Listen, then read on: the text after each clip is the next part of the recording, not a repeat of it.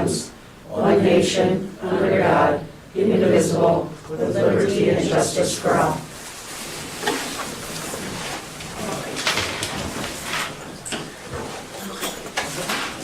Item number 3.0, approval of the agenda.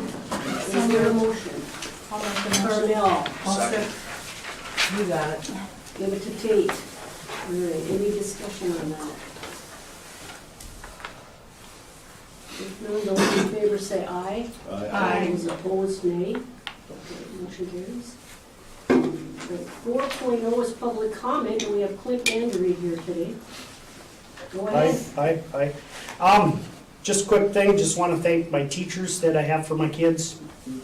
They don't always get credit for what they do, but the second grade teachers have been very wonderful to my kids, and the preschool teachers, and my kids are at East, so just wanted to let the board know that I appreciate the hard work that they do through all this stuff. And you know, the biggest thing I try to stress that, you know, the kids are behind yet.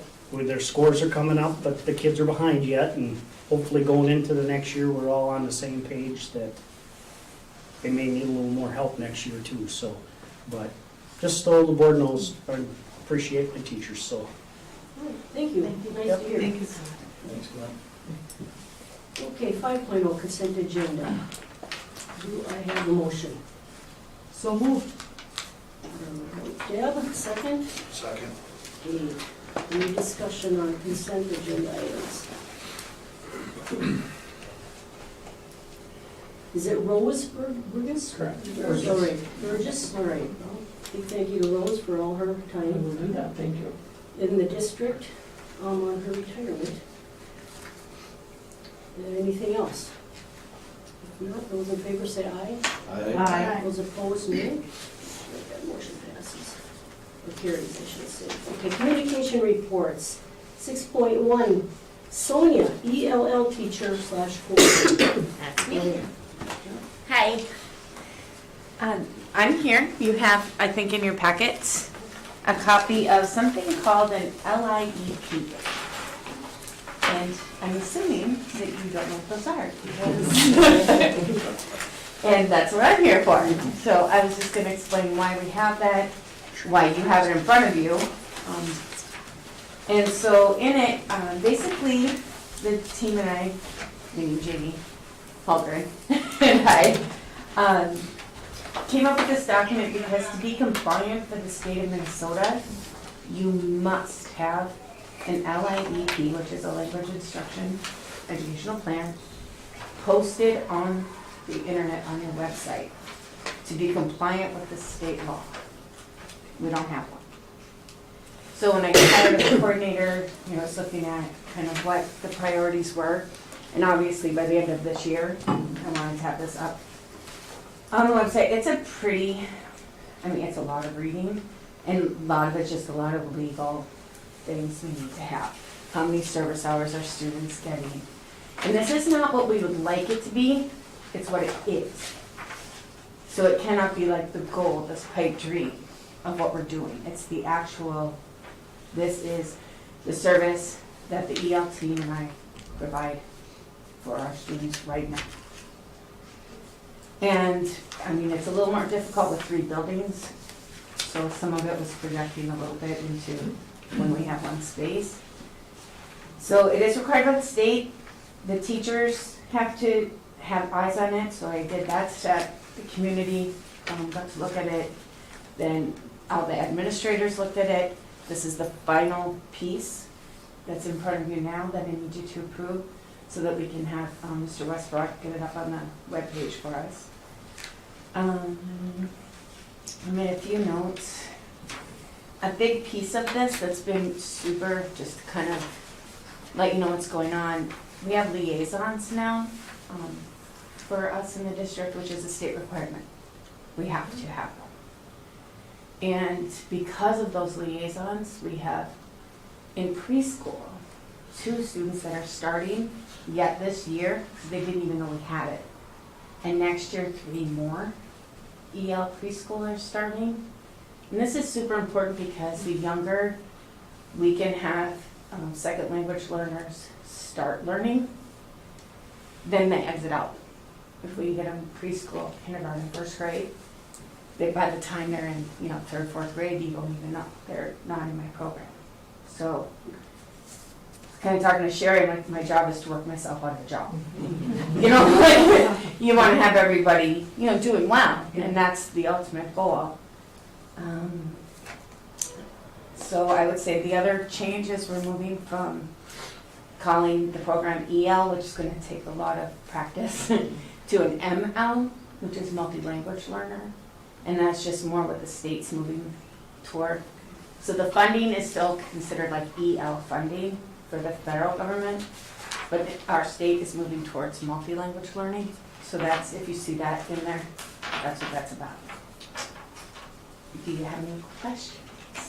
You probably just got this. So, and it is, like I said, it's kind of text heavy, but it's all just things we have to have. So Sonia, is this considered part of the special ed department, or is it just a totally separate?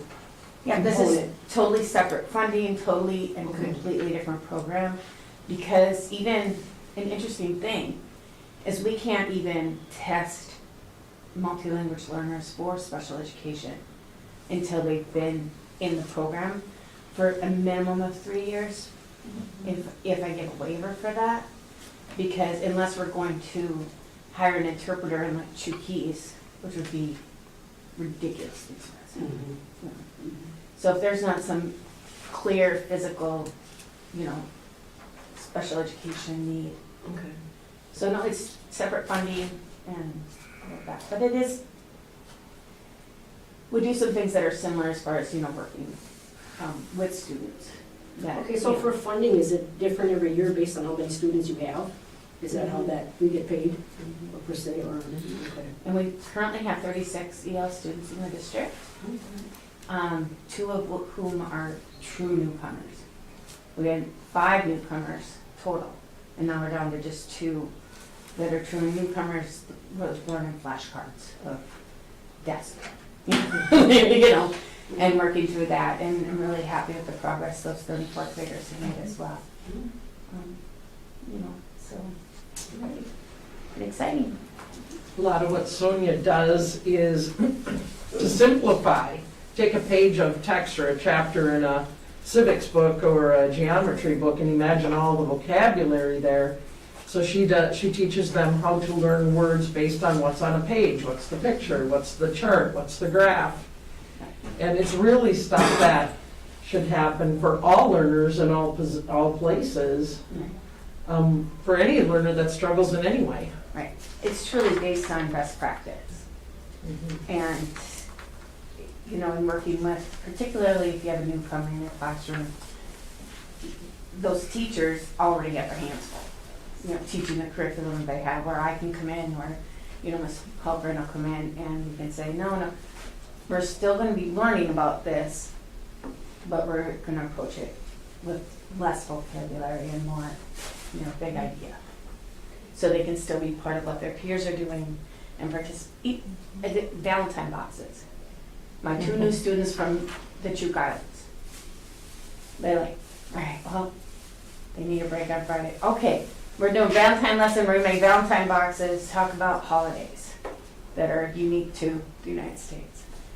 And, they were pretty excited with their little Valentine stuff. They got to bring them in class, they participated, they had to write the name of their classmate and, their name, and have them write different stuff. So it's trying to make it more, this is an interesting, engaging way to make them part of their classrooms. And the kids have been great welcoming them, and it's been really nice to see. Really happy to be part of this district. It's been really nice. So I'm wondering, like with communication to the parents at all, if we're not able to afford to pay for interpreters, how does that happen? Well, we are truly, truly blessed. And that I kind of recruited, but was lucky to convince a former student here who speaks Chuukese. So she is my paraprofessional at West, who's doing all the work right now with the newcomers we have, who also speak Chuukese. And she's completely invaluable, and we don't have to pay the interpreters nearly what it would cost, you know, to have a document or something done. She's been doing that outreach with families, which is why we're able to get more students. I had 100% of my high school kids attend conferences. You know, and that's in large part just, you know, building this program and having her on board, and Louisa Mendoza at East. It's just been so good. So And do it's we- cheaper. Yeah, I was gonna say cheaper, but do we also recognize that, do they get a higher pay than the regular para does for this extra work that they're doing? Because it's kind of over and Yes. above the scope and function of It's a what- translation what it rate. They is. get a Okay. para rate for their Okay. para work and a translation Okay, rate awesome. for translate. Additionally, the paraprofessional Starlyn, Sterling. Yeah. Starling, It's, Yeah. no, it's spelled Sterling. It's is. totally spelled Sterling. she is doing our reach out on the 4-day week to the Chuukese speaking families, and Louisa to Hispanic speaking Yep, we have families. almost and you? 100% of the surveys back. Mhm. And they really like the 4-day week. Oh, okay, good. The family time. Mm. They like that 3 days of getting that family time and doing that. It's a great way for us to be able to make sure we're reaching out to all of our people. And like I said, just even the preschool and the conferences, if they know that she's there to interpret or there, you know, and it's been helping me to build a program because then they trust me and they like McCrae better. It's just been really good. Are you learning some trickies? A little bit. Little bit. I got the easy ones like backpack is backpack. Hey! That's really close. I got it. So, Well, it sounds like you've got it figured out, so thanks for your hard work. I'm trying. All right. So, all right. Thank you. Thank you. 6.2. 6.1, Jim is not here, I guess oh, you're gonna call me? You know what, I He's in his texted, office right now. waiting. is he? I texted him, He's on- today, he's on see if his he's way. coming. Bring him in. Jim, I'm waiting for you. This is his report in front of you with the red on the top. And here you go.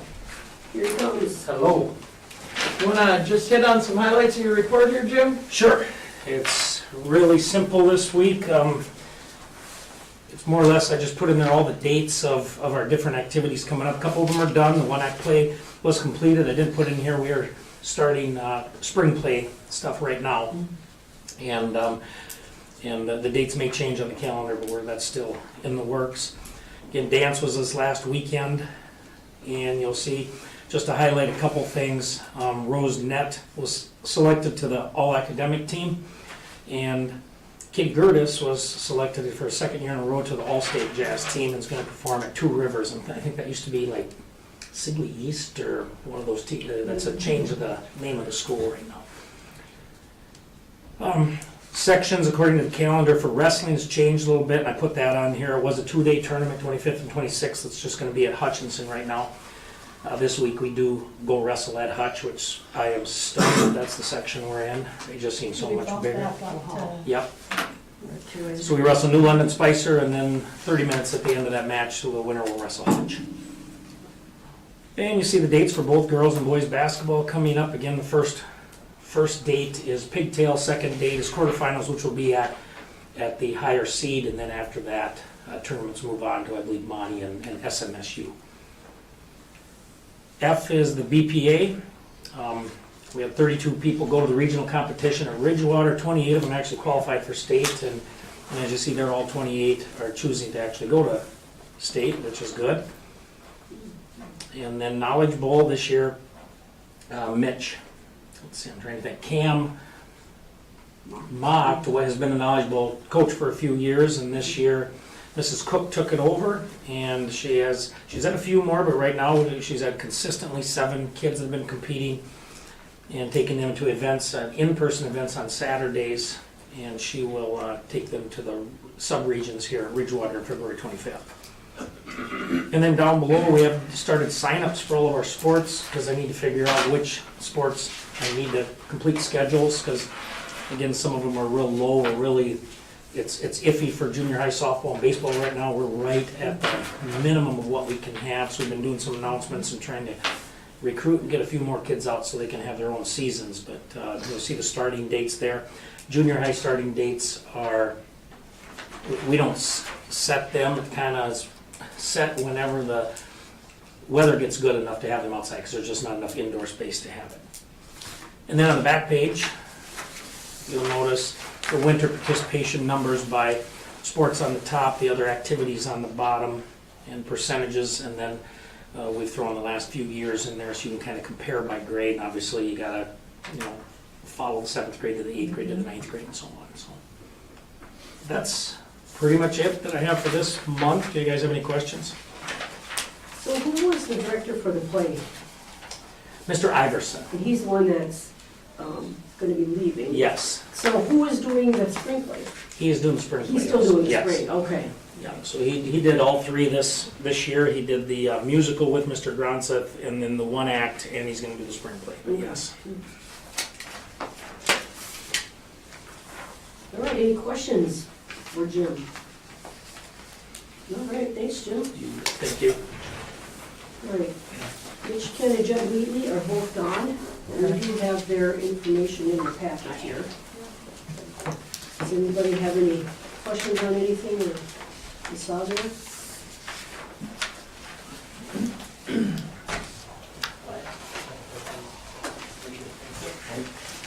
It's not, no, ready. Okay, if not, we move on to you, Sherry. Yeah, thanks to Scott, for being with us at negotiations last Monday, a week ago today. The union, after we get everything put together, we'll probably meet with Megan and just make sure everything's squared away, and the negotiators, make sure we don't have any mistakes in there. And then it will go to the teachers for another round of voting. Secondly, I just want to say a little bit more about our 4-day week information. We are really going full court press on making sure we reach out. You saw when you came in, there's signs on the doors with QR codes. We've, like I said, reached out to all of our EL people, ML people, and it's been on the website. We did an instant alert, because that's one of the ways we were supposed to make sure that we, with great intentionality, get that word out. Also meeting with, just trying to get a hold of some businesses and that maybe work with kids on Mondays or have kids working with them to get that information.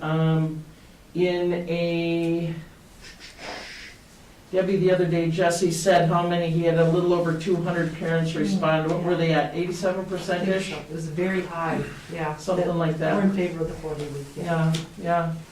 So, Dan's here tonight, we talked about that a little bit. He'll get into that maybe a little bit more. I just want to also make sure that you know we're getting into these motions here, but the COVID Advisory Committee met a week ago last Friday.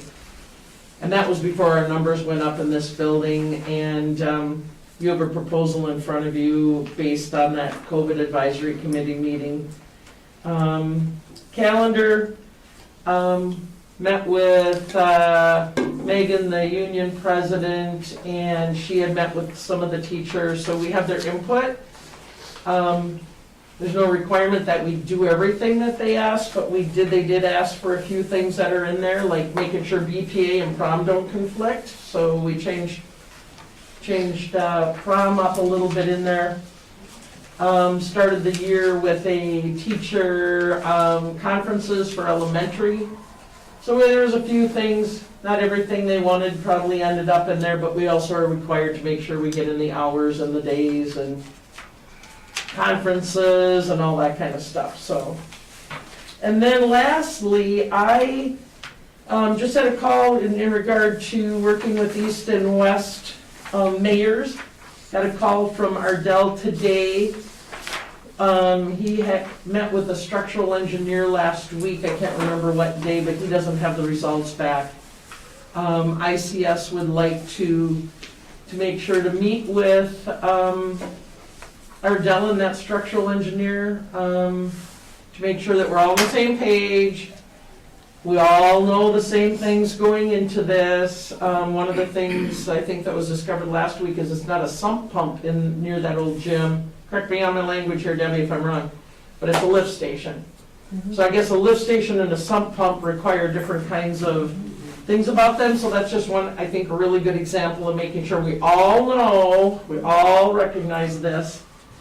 And it might change how the work is done around that part of the building that we're working with the city of Raymond to save that part of the building. So I think that's important, and Ardell told me today that when that report comes back from the structural engineer, he will reach out to me and then we can all get together again and see where we go from there. There are a few other questions about the sale of the buildings. I don't think we have to be in any rush with football fields, baseball fields, softball fields. We need them. The city can continue to use them. We'll get to it, but we just want to make sure we do the buildings correctly, including the bus garages and what we're doing at one community we should do in the other communities so that it's equitable. So we just got to figure all that stuff out. I thought it would go quicker, but what do I know about any of this stuff? So just want to keep communicating, and I haven't heard anything else from Maynard. So that's kind of where we're at on that. So when you talked about equitable, I think, you know, I know they have the bus barns in Maynard, but wasn't part of the Raymond's proposal to keep those? For McRae to keep them? No, for the city. Yes. City to keep Yeah. those. Oh, But it's how do we disseminate them? got it. Yeah, that's what I'm getting at. Thank you for that clarification. Yeah. Mhm. If we Yeah, could because we don't need it. Yeah, can we ask, like, going back to the negotiation piece, what was the rationale if the union did share why they did not pass it the first time? Because I know you had said, Scott, you thought that you were under understanding, or if you Yeah. can't go there, I totally get that, so. Probably would just as soon not say. it. Okay, They've that's fine. not- Yep, I not mean, I yet. don't even know if the teachers have seen the contract, so Okay. I don't know. we probably shouldn't talk about it. Okay, yep, no worries. So. Yep. All right, anything else for Sherry? Okay, if not, then I'm going to speak a little bit about a couple of items here. Sherry and I had gone to the MSBA convention there back in January, a month ago. And I just wanted to touch base here with a couple of the workshops or presentations that I went to. And one of them was called QBQ training, which supposedly stood for question before the question, which was, again, a little bit hard to wrap my head around exactly where they're going with that. But basically what it amounted to is was a bit of a training or an instruction on problem solving as it relates to personal accountability. So we've all heard these things before, but it was good to hear it again. And basically, the gist of it was that if you want to solve problems and have a constructive conversation, you can't just always ask, why is this happening to me, and who's responsible, and when did this happen? You have to start asking questions like, what really happened, and how did we get to this point, before you can jump off and start solving some problems. So basically, there are three components to this that are going to create problems instead of leading to solutions. Would be blaming others, and procrastinating in your finding a solution, and then complaining about what's going on, and then playing the victim all the time. If you do those things, you're never going to get to have a positive situation where you can create a positive process that leads to solutions. So it was, I mean, like I said, we've all heard this before, but it's good to hear it again. And I think integrating that kind of thinking or training into the curriculum might be a real tool for success, because it just leads to problem solving and helps people adapt to change and develops leadership skills and all of that kind of thing, engages team members, creates productive communication. So I don't think that's a difficult thing to do, because it can be something just every day in the classroom that you just have to remind people of. You know, quit the blaming, quit procrastinating, and quit complaining, and let's figure out what are the right questions to ask to solve problems. So, like I said, I think it's something that we can all benefit from. We just got to be reminded of it. Another thing that, I had a kind of an interesting presentation that I went to about this principal survey. That must have been the MEA, Department of Education or something, must have sent out. But anyway, they sent it to principals all over the state, and they got a 35% response rate, which they considered good, okay? So basically, they're going to come out with a full report, it sounds like at the end of the month, that are gonna be sent to the service co-ops, and the schools will be getting a copy of it. But anyway, they were just touching on the two, three, or four of the most, I shouldn't say unusual answers, but the things that were most interesting. And one of the questions apparently they asked principals was, what is one of your big issues with your school day? And one of the main thing was just not enough time for teacher and program development that they would like to have done. Another question was, what is the least helpful form of personal development? And the answer was the in-house stuff. But again, we don't know what they were doing in-house, you know what I mean? But it was just an interesting question. I'm sure they'll flesh all this stuff out, in the report, and we'll learn more. And then another question that was interesting, what is the main reason for taking or leaving a job in your district? And the answer was not money. Money wasn't it, but it was the culture in the school and the district and the staff. That's what they listed as the main reason. So I thought that was interesting to see where the thinking is on that. So, and my third item here is, it's been suggested that maybe we have a school board visit day over at the schools here. I think that's a good idea. Maybe coordinate with the, we'd have to coordinate with the principals and just have a day, whether it's the same day in the full district or each different buildings or whatever, where we can just go in the classroom for a little bit and kind of just observe and see what's going on. I mean, I think it's a way to just understand the classroom experience a little bit from a different perspective than we get sitting behind the table all the time, or just listening to our kids or report what's going on. I think that secondhand information might be kind of nice for us to see, and I think it shows the people and the kids that other people are paying attention to what's going on. So maybe we just have the principals pick some days or something that we might be able to take a look at it. Anybody got any thoughts about that or comments? Sound like a good idea? I like that. I think the teachers need to know that we're not there to spy on them. Yeah. Like Reese's kids, it's like we're just here, show us what you're doing in the classroom. Right, like I said, just see what the Yeah. classroom experience is like from a, real perspective, so. There's a lot of really exciting things that happen every day in every classroom, and to be able to be in the community and talk about that stuff. Hey, I was in chemistry the other day and they were doing this, or this is how first grade teachers use the Prometheans, or whatever. So, Yeah, that technology would be fun to see. That's nothing I ever experienced in the classroom, so it's fun to see how that works.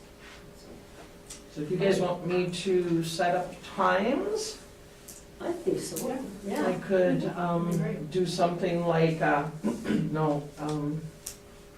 like a Google, where you can say your top 2 or 3 times you Doodle come poll in. or whatever. Yep. Yeah. That'll work. And we'll probably do it maybe sometime in mid to late March. And, it doesn't, you have to come for a whole day, it could be half a day, we could do, like, split the day up into different buildings or whatever, and so, okay, I'll come up with something if you guys are okay with that. Sure, So, sure. Yep. that's good. Okay, well, that's all I have unless somebody has some questions about it. Just spoke on. All right, then, we're up to 6.2, committee reports. That's you, Dan. All Got right. anything for us today? Well, Jesse showed me how to do this. Now I screwed it up, I think.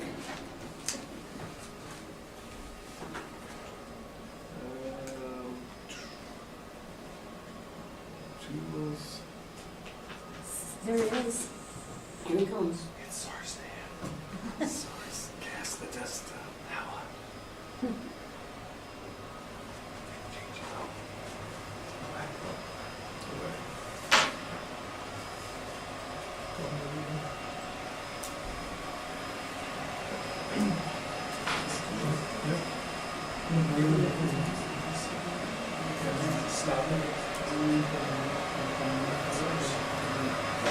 Okay.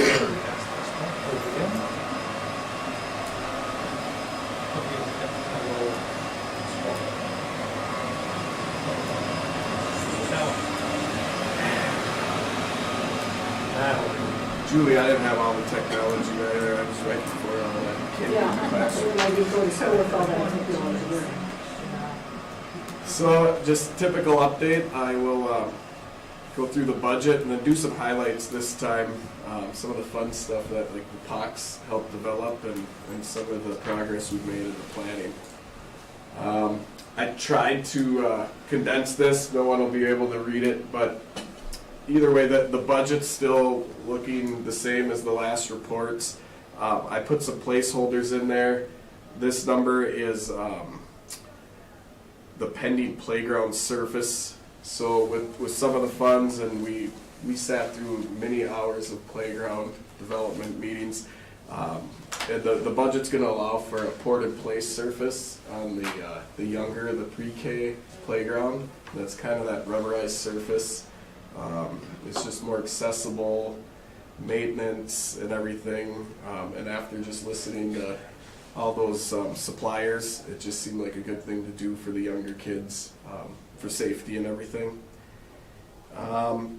We also looked at some upgrades, which I'll get into the slides. So I put a placeholder in here for, I was able to, we talked about upgrades to some of the existing school, and I was able to go reach out to the contractors and get budget pricing. And then we met as the POC and kind of went over priorities and got the numbers. So now, right now, we're going through the exercise where the architect officially released it in the drawings.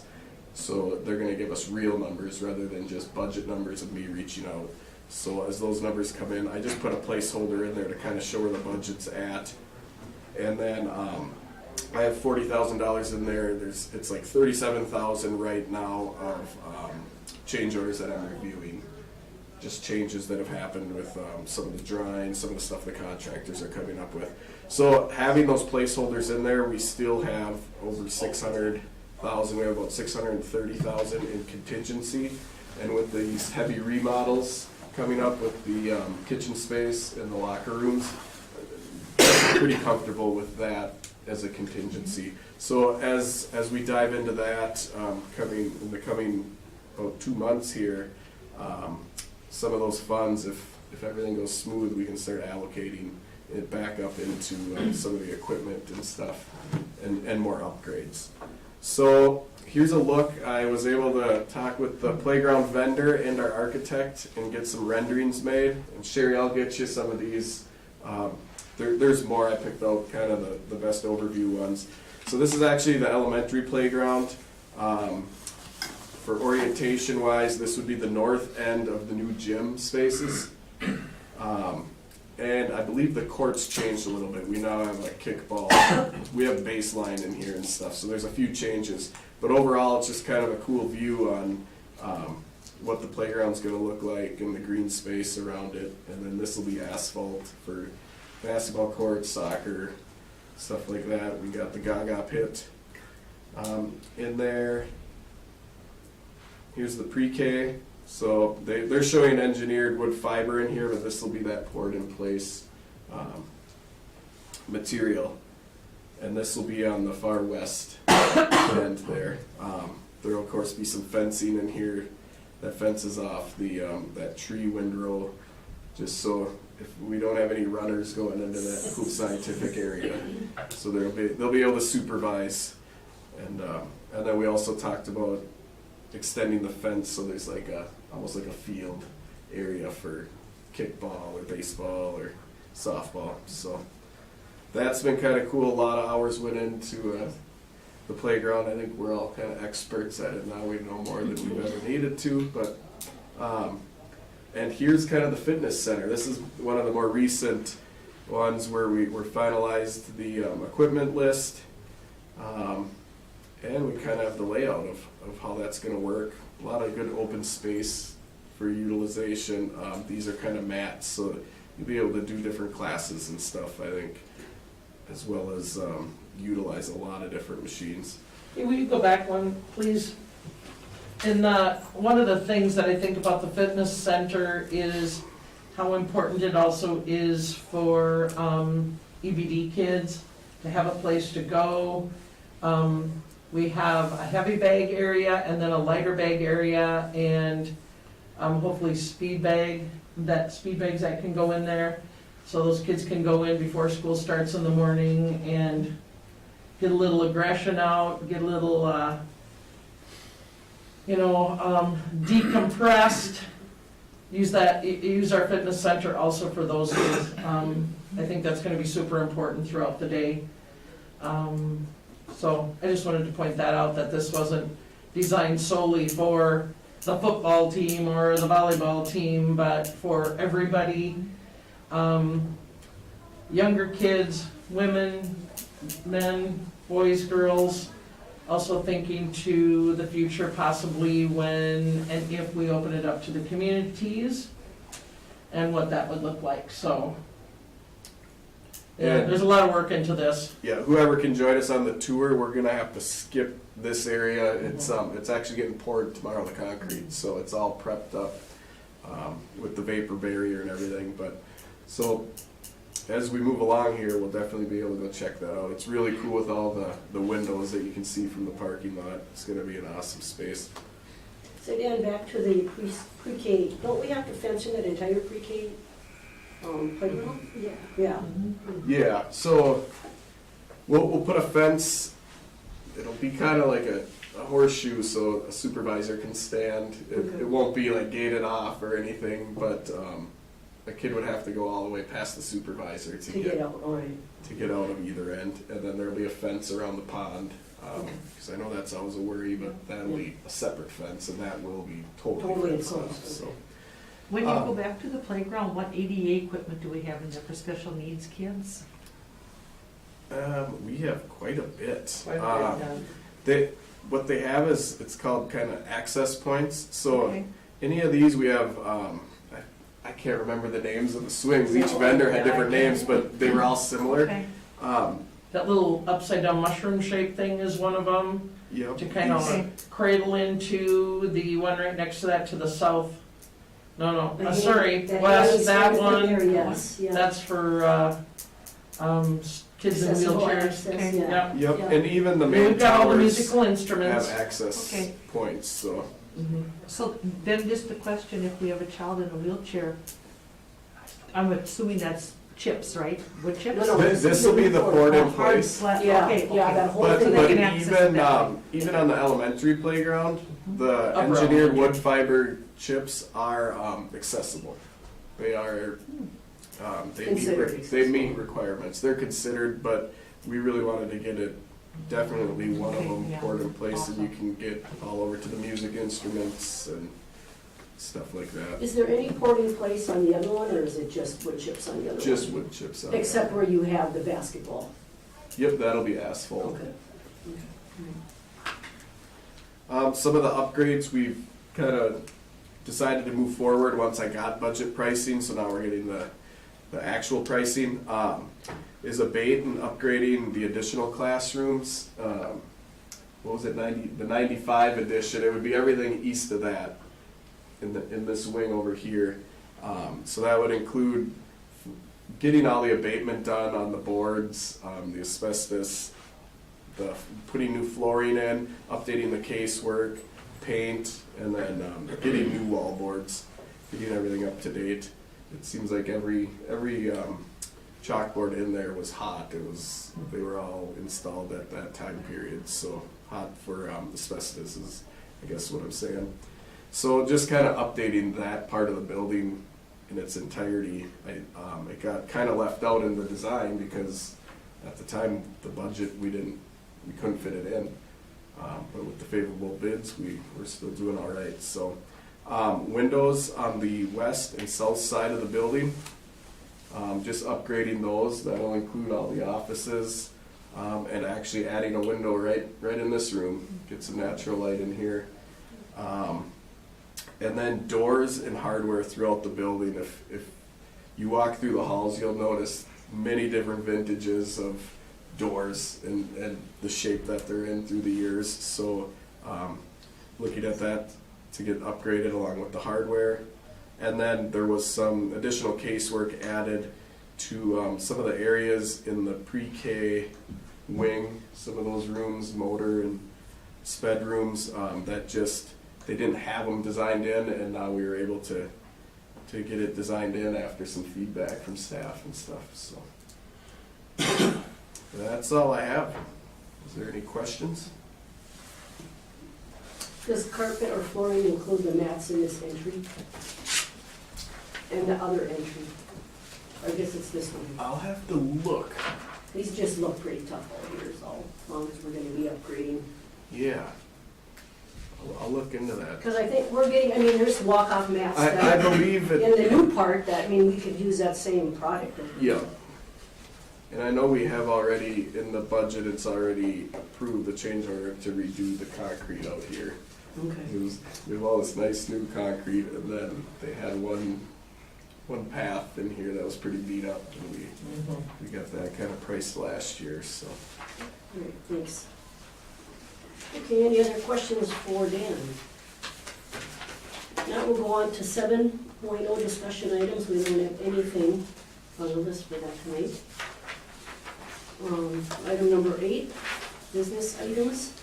8.1, approved District 2180 language instruction educational program. That's what Sonia was telling us about. So moved. All right. Lee, second. I'll second it. Scott, any discussion on that? So all those in favor say aye. Aye. Those opposed, nay. All right, that carries.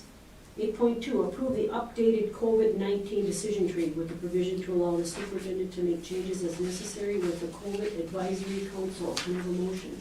I'll make that motion. I'll second. Carmel and Deb. Okay. Any discussion?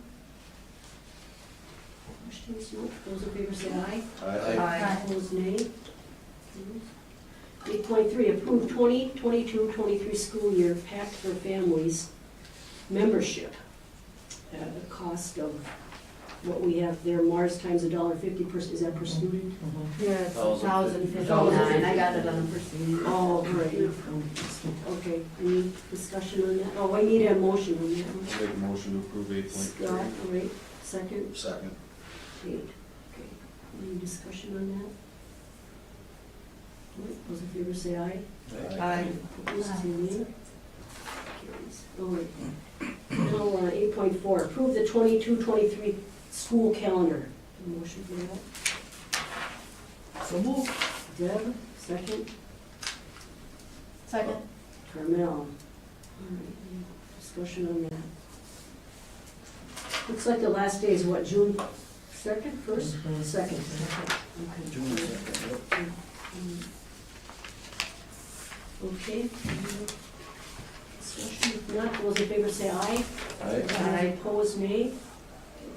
Carries. And then, 8.5, approve moving the April 11th meeting to the 4th. Any motion on that? I'll make that a motion. It'll be the last time you'll hear me ask for it. All righty. Second. I'll second, because it works better for me too. Okay. All right, no discussion, any discussion on that? No, those in favor say aye. Aye. Those opposed, nay. That motion carries. Okay, upcoming meetings, I don't have them listed on here, but there they Go on, are. sorry. There they are, already. So the board meeting is March 14th, the regular meeting for April is now going to be the 4th, and then the May meetings are the 9th. And I guess we'll be adjourned. If somebody makes a motion. Right? So moved. All right, there we go. Lynn, second? I'll second. Scott, all right. We are adjourned at, what is it, 6:45? Oh, I'm sorry, I always forget the vote. Those in favor? Aye. Those opposed, nay.